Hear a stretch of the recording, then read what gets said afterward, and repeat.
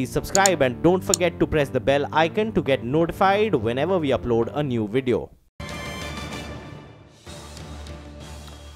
Okay, we are essentially focusing on the SEBI report, the report to SEBI, which has been submitted on corporate governance reforms. It's the Kotak panel report, which has been submitted.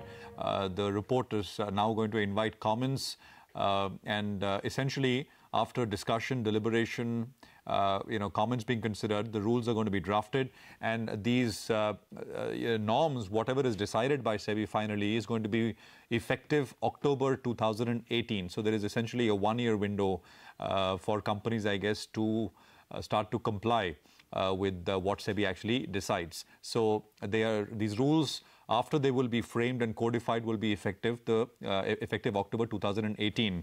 I mean, as I said, it's a big report, and we've been getting you. I think got you about four or five odd points, the big points in terms of the number of directors, gender diversity, with sort of one independent director being said to, one of the independent directors must be a woman.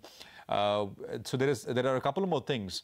The quorum for board meetings. I mean, this again has been an issue which has been talked about quite a bit, in various situations, various corporate situations which is spilled out in the public. So currently there are no specific provisions which define what constitutes a proper quorum for board meetings. I mean, what should be the strength of the board meet really be? What the report to SEBI, the corporate governance report, specifies is a quorum shall be 1/3 of its total strength, or 3 directors, whichever is higher, including at least 1 independent director. So there are, I mean, it's a very thoughtfully put out report, which essentially under each of these heads, I mean, the terms of reference, it covers a whole host of things, but under each of the heads, it basically looks at what the current regulation is, and I've gotten to about point number 10 or so. And, in most cases, I mean, majority of the cases right now, the issues that they have addressed has no real specific provision under the Companies Act or anything. And the report, the recommendation really puts down what is the minimum that should be done, that must be sort of specified under corporate law. So this is essentially what is coming through. We've been, of course, getting you corporate reactions as well, which are coming in. And there is a whole lot which I think we will continue to put out. I mean, there is something on the lines of minimum number of board meetings that need to be held. Right now, the board of directors, I mean, the current regulation, still now, a board must meet 4 times a year. I mean, the proposed change is that board of directors must meet at least 5 times a year. So from 4 board meetings a year, the report says there should be at least 5 board meetings a year. There is something which talks about the age bar for non-executive directors. So right now there is no specific provision, but the Kotak Committee recommends that a director cannot continue beyond 75 years unless a special resolution is passed. So this again, I think, will be important. It would impact, I think, a lot of companies. So it's putting an age bar. As I said earlier, disclosure of expertise, skills of directors. Right now there is no provision. But the report specifies that companies must put out a matrix setting out skills, expertise, and competence which must be required at the board level for people who are at the board levels. And I think some of the others we already spoke about, which is attendance of directors. It's saying that directors must attend at least half of the meetings over a 2-year period, and the period starts when the director is appointed. So for a 2-year rolling period, the director must have attended at least 50% of the board meets held. And as I said earlier, the rules, the recommendations say that a board must meet 5 times a year, which was earlier 4 times. And of course, the number of minimum directors on a board, right now there is no specific provision, but the proposal says that there must be a minimum of 6 directors. So this is, I mean, some of the stuff which is coming in. It's a long list of recommendations which the Kotak Committee is making, and we'll have to sort of parse through a lot of these and there will be a fair bit of fine print as well, which will, I think, be looked at. I think we are getting some reactions as well. We have Sudha Pillai, former member, Planning Commission, now joining us with some reactions. Ma'am, thanks very much. Appreciate you joining in. Your first thoughts on the report which has been put out for sort of comments and consideration.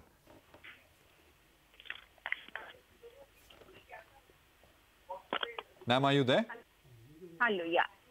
Yes. Ma'am, the Kotak panel has put out its report for corporate governance reforms. The report is up on the SEBI website for comments from the public, and then I guess rules will be framed, and these rules, once framed, will go into effect in October 2018. So enough time has been given for companies to comply, etc. once the rules are notified. Just wanted your first reaction, ma'am. Actually,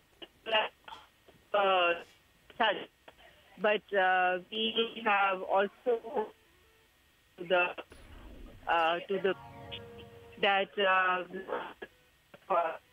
I think ma'am, we'll try and reconnect that line. I think we have you on a very patchy line.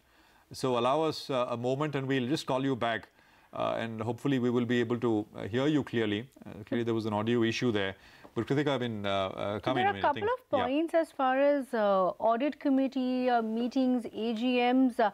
We actually have Zia Modi joining in. Ma'am, I know you wouldn't want to go into the nitty-gritties, but we are going through the 177-page report. You are a part of the panel. You've just submitted the recommendations to SEBI. What, according to you, stands out in terms of the salient features?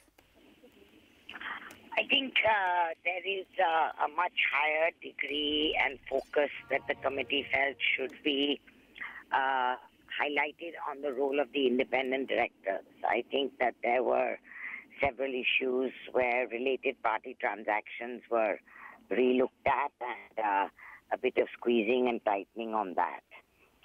There was a requirement of some policies to be framed and put in place, like materiality, information sharing, etc. And I think one of the things that we decided was to separate in time to come and give a path forward of the roles of the non-exec chairman and the managing director. So I think that would probably be, the balance was, have we put too much responsibility on the independent directors vis-a-vis the fact that they are the custodians and gateways from the regulator's point of view? Are they compensated sufficiently? Should there be some minimum criteria such that people of quality or people who now would therefore have to spend significant time are appropriately compensated? Ma'am, we were just going through the board composition recommendations, the maximum minimum recommendation that has come in. Also the point of segregating the role of chairman, MD and CEO. Could you tell us what was the idea behind that recommendation? I think that, from an evolving market point of view, we are basically saying that these are functions that need to be split, where the managing director is charged with executive duties and the non-exec chairman really has to sit overall and take a higher view of where the company is going and particularly its governance. And so, you needed people with those skill sets and therefore you needed maybe more than just 3 which are there right now. So we sort of tried to broaden the board to 6, so the composition would create diversity in terms of background, professional, gender, etc. The thinking was that you needed a greater, profound debate and that all this should be brought to bear, obviously, for the benefit of the ultimate which are the shareholders. Okay. Mrs. Modi, you're looking at consultations now. 1st October 2018 is when the rules ideally should come into effect based on the release that we've just seen. How long do you think it will take for the consultations to take place? By when do you want to complete and finalize the final corporate governance report that needs to be mandated? I think that is really up to SEBI and us after we receive the comments, in the sense that I think SEBI is calling for comments. They will then obviously give them to us. There's 1 month for comments. Then there'll be a time to digest the comments and for us to see how to fold them in, agree, disagree, etc. So, we've suggested April 18 as a default clause where we haven't put a longer period in that sense. Okay. But let's see how soon the regulator takes on board these recommendations, they have to also have their own internal consultation and interministerial consultation. So we'll see. Ma'am, another query that I had was the audit committee. The couple of points as far as empowering the audit committee, more responsibility to the audit committee, which includes increasing the annual meeting. The audit committee will have to review utilization of loans of more than 100 crore rupees to subsidies from holding companies. What was the thought behind that? Is it essentially giving more empowerment and more responsibility to the audit committee? No, I think what we thought is that if significant money is pushed down into a subsidiary, then to the extent that it tends to lose oversight, both in terms of its utilization or what happens from there, we felt that these were significant amount of thresholds of 100 crores or 10% of the asset size, such that the parent company, which was the listed company, should, through its auditors, be able to have sight of what was pushed down. Ma'am, just one quick point, just to go back to the separation of roles. This is, I think, point number 10. It says, with effect from April 1, 2020, all companies with public shareholding of 40% or more shall ensure that the chairperson of the board of such listed entity shall be a non-executive director. That basically implies that the two roles are separate? That is... That's right. And that's what... Right. Okay. And what is the rule? Is there a rule right now? I mean... no. There's nothing... No, there is no rule right now. Okay.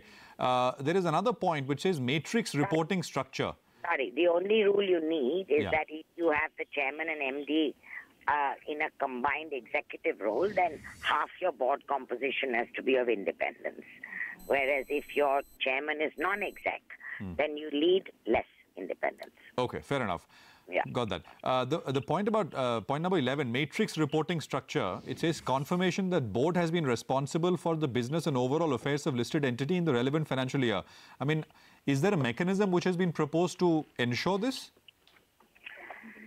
I think that we basically had a discussion and we didn't want to get too granular into this deliberately because, you know, different companies have different key management personnel reporting either in silos or in verticals or across the board. So the thinking was that at the end of the day, the overall business should be known to the board of directors, and we left it to the company, each company, to frame the way they would be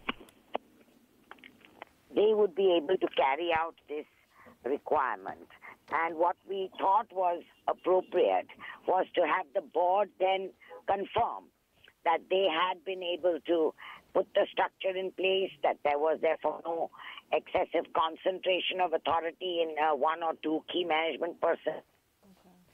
The point about the maximum number of directorships, ma'am, right now there is a specific rule which say for independent directors, but I think you have made it for any directorship, right? I mean, maximum of 8.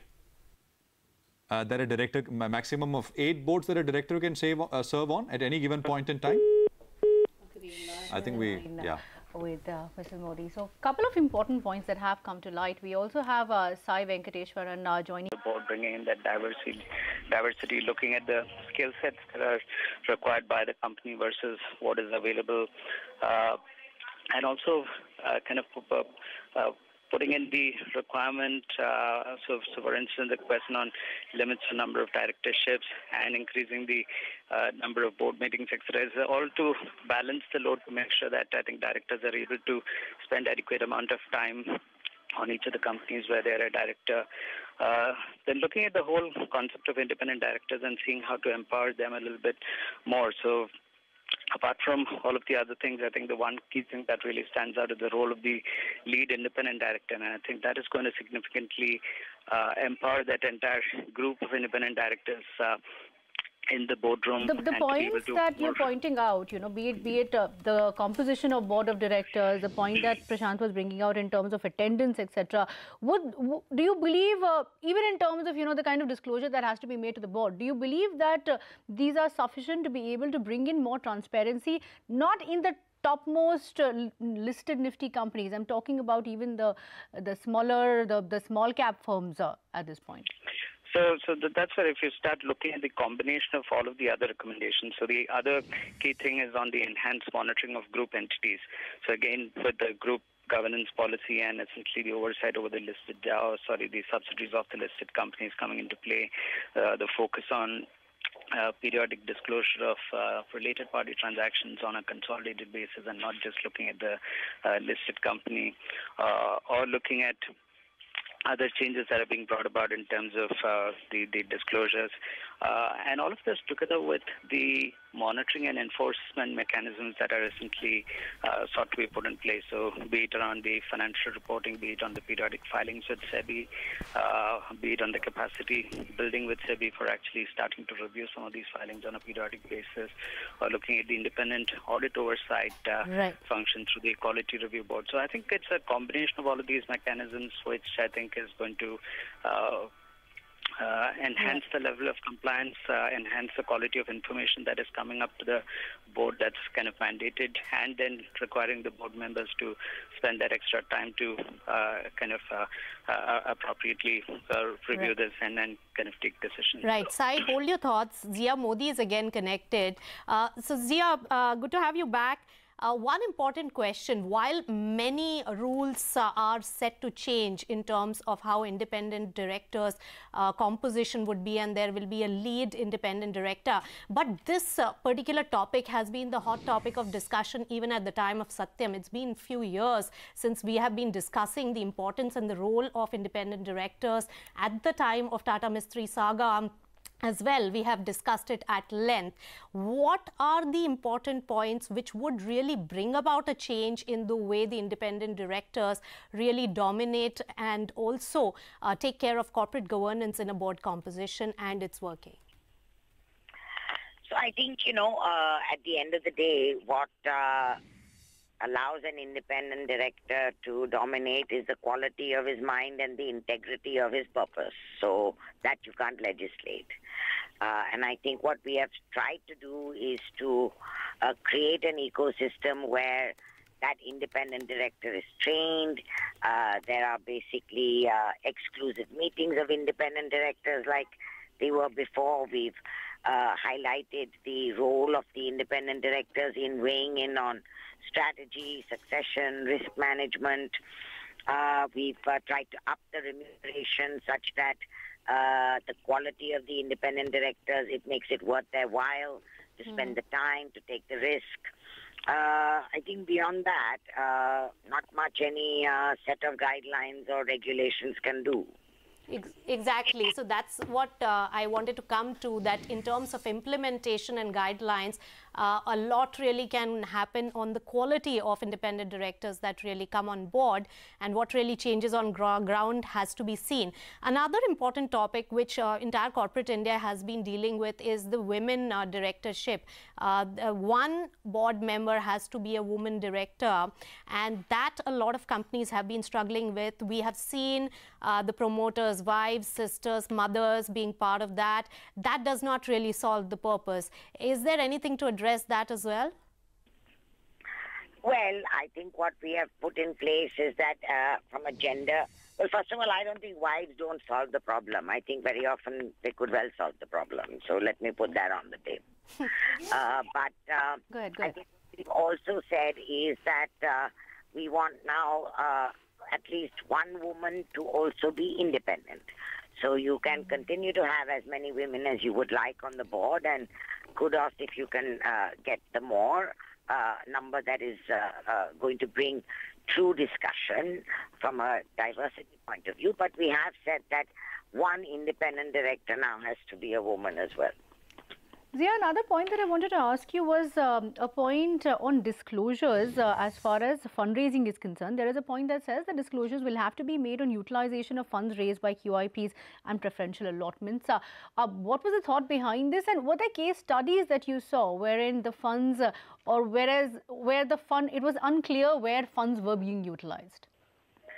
No, I don't think that we saw any, millions of cases which had an abuse. I think that it was just that for IPOs, very often you have appropriate disclosures and monitoring of the utilization of proceeds. And we felt that, therefore, quips, which are as important and can be as much of a big number, should also bring about that transparency to the shareholders and the invested in the quip and the pref issues.